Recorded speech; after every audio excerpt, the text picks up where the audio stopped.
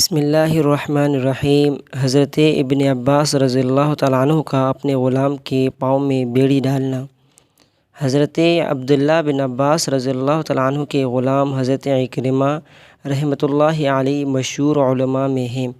کہتے ہیں کہ میرے آقا حضرت عبداللہ بن عباس رضی اللہ تعالیٰ عنہ نے قرآن اور حدیث اور شریعت کے اور احکام پڑھانے کے لیے میرے پاؤں میں بیڑی ڈال دی تھی کہ کہیں آؤں جاؤں نہیں۔ وہ مجھے قرآن شریف پڑھاتے تھے اور حدیث شریف پڑھاتے تھے۔ فائدہ: حقیقت میں پڑھنا اسی صورت میں ہو سکتا ہے جو لوگ پڑھنے کے زمانے میں سیر و سفر اور بازار کی تفریح کے شوق میں رہتے ہیں، وہ بیکار اپنی عمر ضائع کرتے ہیں۔